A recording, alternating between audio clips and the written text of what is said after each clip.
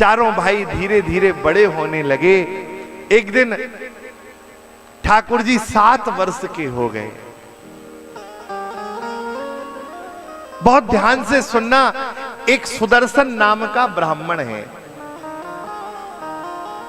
ऋष्यमुख पर्वत पर जब देवताओं की सभा हुई तो ये ब्राह्मण धोखे से उस सभा में पहुंच गया।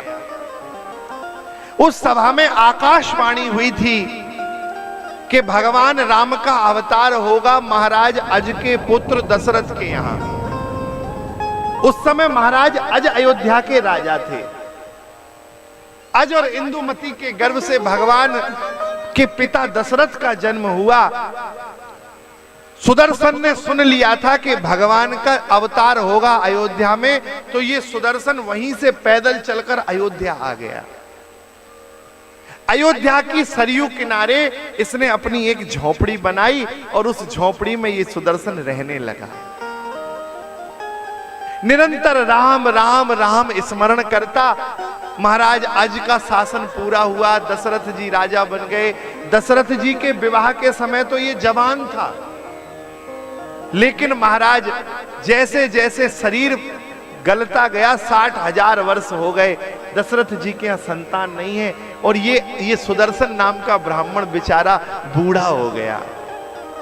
बूढ़ा ही नहीं हुआ, इसके शरीर से शिथिलता आ गई, शरीर में महाराज सामर्थ्य चला गया।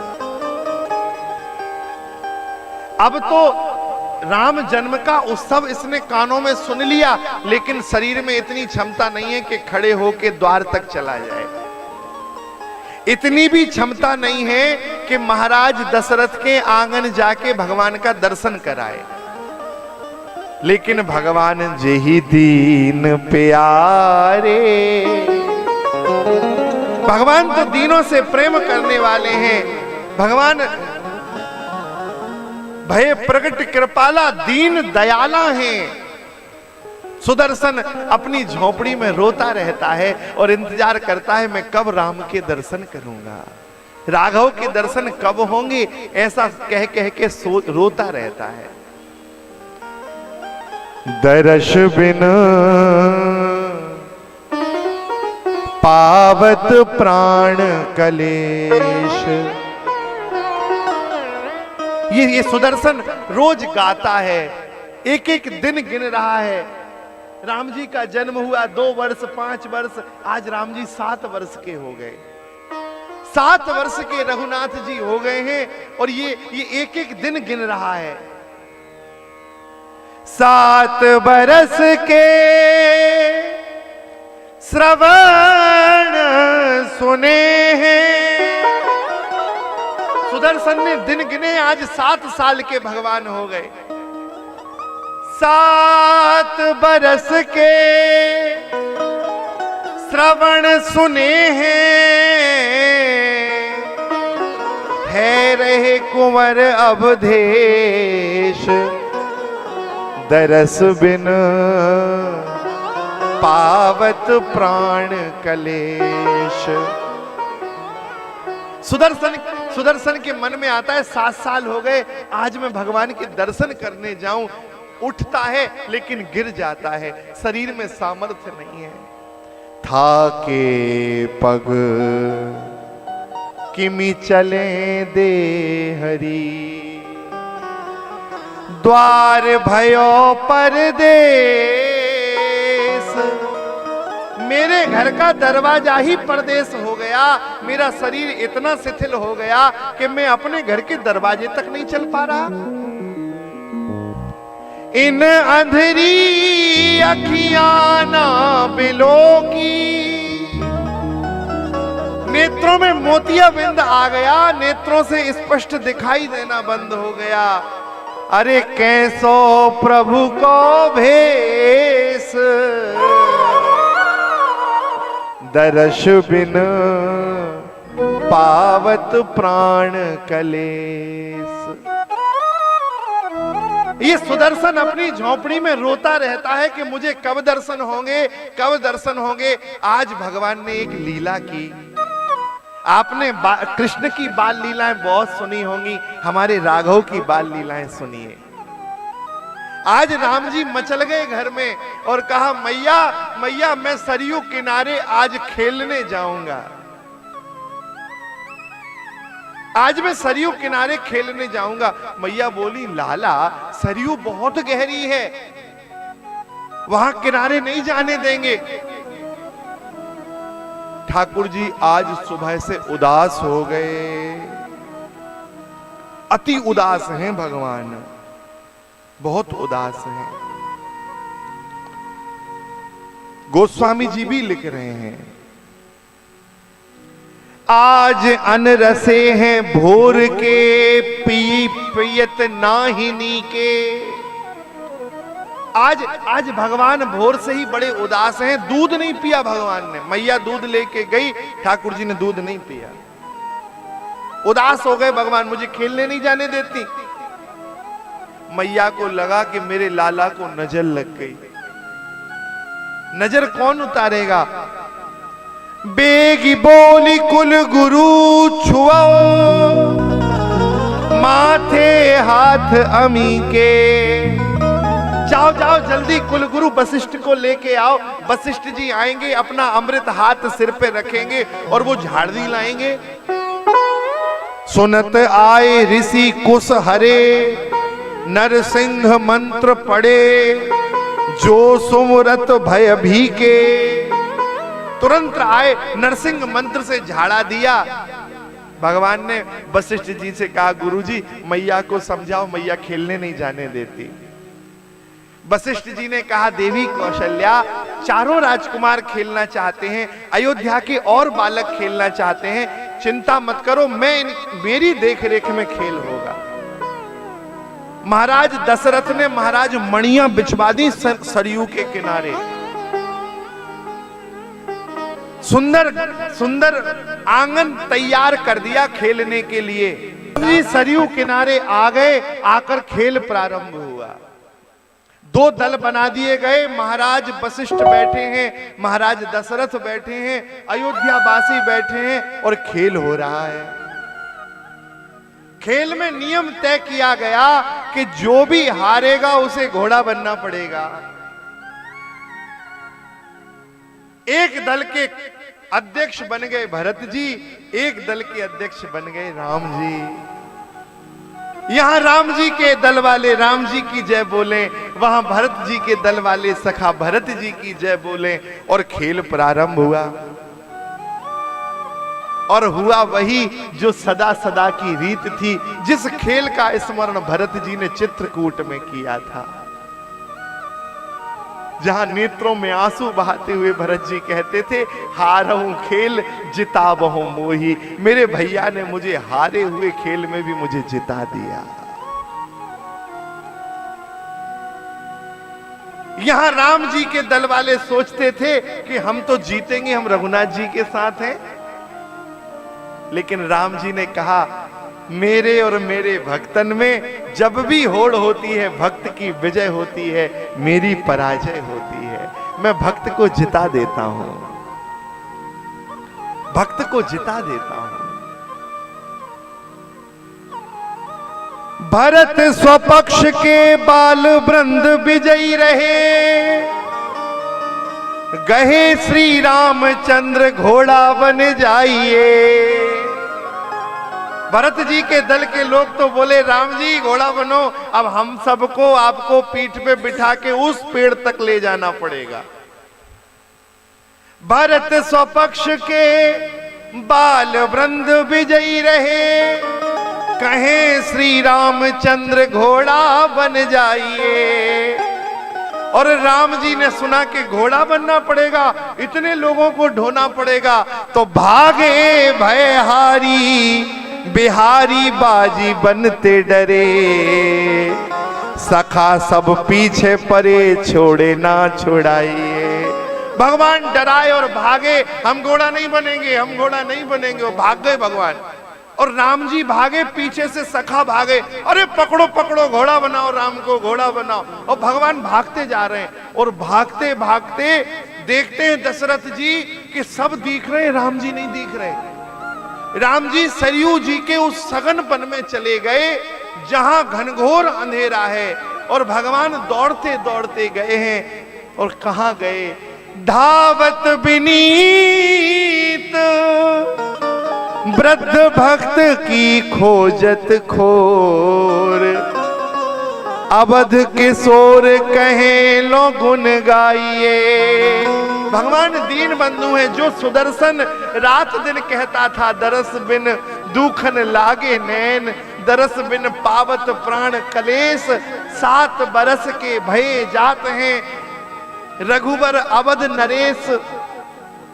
अयोध्या के राजकुमार दशरथ के पुत्र 7 वर्ष के हो गए, उनका दर्शन नहीं हुआ।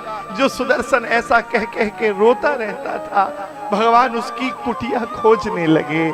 और राम जी ने मित्रों को छोड़ दिया, पिता को छोड़ दिया, माता को छोड़ दिया, सखाओं को छोड़ दिया, भाइयों को छोड़ दिया और सबका त्याग कर कर 7 वर्ष के राघव उस सघन वन में उस सुदर्शन की कुटिया को ढूंढ रहे हैं कि कहां है वो बाबा की कुटिया जो युगों से मेरा इंतजार कर रहा है, जो मेरे परदादा के समय से मेरा इंतजार कर रहा है। कैसी दयालुता है भगवान की। कांपत शरीर भयभीत देहरी पे गिरे, जैसे ही झोपड़ी की देहरी आई भगवान कांप रहे हैं, कांपते कांपते ठोकर खाकर देहरी पे भगवान गिर गए। और मानो भगवान कह रहे हैं हम संसार में खड़े रहेंगे, संसार में अजय हो जाएंगे, लेकिन कोई ऐसा प्रेमी जिसके नेत्रों से आंसू बहे, जिसकी जिह्वा मेरा स्मरण करे, उसके द्वार पे तो मैं खड़े होने लायक भी अपने आप को नहीं समझता, मैं उसके द्वार पे अपना माथा रखता हूं। भगवान गिर गए। कांपत शरीर भयभीत देहरी पे परे, कोई गिरा है, सुदर्शन उठना चाहता है लेकिन शरीर में सामर्थ्य नहीं है, उठ नहीं पाया। यहां सुदर्शन गिर गया, देख पड़ता नहीं, दिखाई देता नहीं। भगवान ने सुदर्शन को देखा, उठ नहीं पाते हैं, तो भगवान उठे और उठकर जाकर सुदर्शन की गोद में बैठ गए और उस कंबल को ओढ़ लिया और कहने लगे कांपत शरीर भयभीत देहरी पे परे, गोद में दुरे कहे बाबा प्राण को बचाइए। बाबा मेरी रक्षा करो, मेरी रक्षा करो, मेरे मित्र मेरे पीछे पड़े, मुझे घोड़ा बनाएंगे, मुझे बचा लो, मुझे दाम ना देना पड़े, मेरी रक्षा करो, मुझे दुखा। जी गोद में छुप गए। राम जी की मंगलवाणी को सुना, मृतक जियावन गिरा सुहाई। जब उस मंगलवाणी को सुना है, आहा हष्ट पुष्ट तन भय सुहाए, शरीर में प्राण आ गया सुदर्शन के। और क्यों ना आए, ये जीवन प्राण जब गोद में बैठा हो तो शरीर अपने आप प्रफुल्लित हो जाएगा। जीवन प्राण आज गोद में बैठे हैं, भगवान का दर्शन किया, नेत्र टकटकी लगा के भगवान की बाल झांकी को देख रहे हैं। दर्शन पाके सुदर्शन को आज तन भयो निहाल, दुख व्यापी सन्मुख दुखी देखे दीन दयाल। भगवान सुदर्शन को देखते हैं, सुदर्शन भगवान को देखते हैं। 2 घंटा व्यतीत हो गए। यहां मैया घबरा गई। मैया कहती है मैंने पहले ही कहा था लाला को मत भेजो। भगवती कौशल्या के आंसू नहीं थम रहे हैं। अयोध्या में तो महाराज खोजने के लिए सैनिक लग गए, राघव कहां गए, राघव कहां गए, राघव कहां गए, सब लोग खोज रहे हैं, सब जगह जगह जा जाके। भगवान कहां चले गए। भगवान को लगा मेरी मां दुखी हो जाएगी, लेकिन सुदर्शन से अभी इस सुदर्शन ने बहुत प्रतीक्षा की है। और याद रखना, जो भक्त जितना जितना मेहनत करके भजन करता है, जितना श्रम करके भगवान की सेवा करता है, भगवान उसे उतना ही सुख देते हैं, उतना ही सुख। जीवन में कष्ट आए तो कष्ट के समय स्मरण करते रहना, जितना कष्ट भोगोगे उससे दुगना आपको सुख मिलेगा। आज भगवान चाहते हैं सुदर्शन को सुख देना। भगवान ने कहा बाबा छूट गए संग के सखा और भूल गयो मग आज, मैया पे पहुंचाए दो मचल रहे रघुराज। राम जी बोले बाबा मेरे संग के सखा छूट गए और मैं रास्ता भूल गया, भागा भयभीत था, उसमें भागा तो मैं ये भूल गया मैं कहां से आया था। मेरी मैया दुखी हो रही होगी और मुझे अब भूख लग रही है, तो मैया पे पहुंचाए गो मचल रहे रघुराज। राम जी बोले बाबा मुझे मेरे घर तक छोड़ाओ, मेरे घर तक छोड़ाओ, मैं रास्ता भूल गया। अद्भुत अद्भुत कृपा है श्री ठाकुर जी की। भगवान आज जो सामर्थ्य नहीं था ठाकुर जी में, आज वो सामर्थ्य का उदय हो गया। जिस सामर्थ्य का उदय नहीं था भगवान, आज सुदर्शन खड़ा हो गया। भगवान चलने लगे, पैदल चल रहे हैं भगवान। ठाकुर जी ने देखा कि सुदर्शन हाथ पकड़ के चल रहे थे, लेकिन भगवान को लगा कि और सुख दें, तो ठाकुर जी बोले बाबा मेरे पैर दुख रहे हैं, अब मुझसे चला नहीं जाता, मैंने इतनी मेहनत ही कभी नहीं की। तो सुदर्शन ने कहा प्रभु मैं तो बूढ़ा हूं। तो बोले बूढ़े हुए तो क्या हुआ, बैठ जाओ आप। और सुदर्शन को महाराज घोड़ा बनाया ठाकुर जी ने,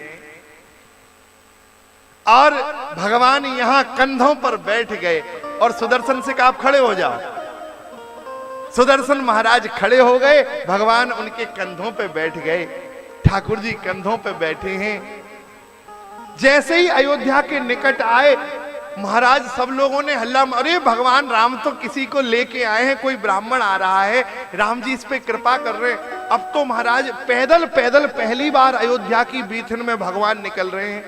कोई आता है तुरंत आरती करता है, तो आरती उतर रही है। अब हम आपसे पूछते हैं, बताइए राम जी सुदर्शन के कंधे पे बैठे हैं, तो आरती केवल राम जी की नहीं हो रही है, आरती सुदर्शन की भी हो रही है। भगवान अपने भक्त का देखो पूजन करा रहे हैं अयोध्या वासियों से। कोई भगवान को भोग लगाता है, ठाकुर जी कहते हैं बहुत भूख लग रही है, ला मैया केला देना। पूजन की थाल से केला लेते हैं, भगवान को कहां भूख है, दो क्षण थोड़ा सा प्रसाद लिया और महाराज सुदर्शन से कहते हैं बाबा आप चलते चलो, मैं आपको प्रसाद खिलाता हूं। आपको ताकत चाहिए ना मुझे उठाए हो, तो अपने हाथों से राम जी उसे केले का प्रसाद खिलाते हैं। अद्भुत सुख दे रहे हैं। पहला सुख दैहिक प्राप्त विनीत जरा तन में तारुण्य भयो, चढ़ कंध पे आनंद कंद चले सबके मुख से वह धन्य भयो। प्रभु के कर से प्रिय पाय प्रसाद, अघाए के पूर्ण प्रसन्न भयो। न्योछावर के पट भूषण लेत, सुर संपत्ति से संपन्न भयो। भगवान ने सुदर्शन का कल्याण किया।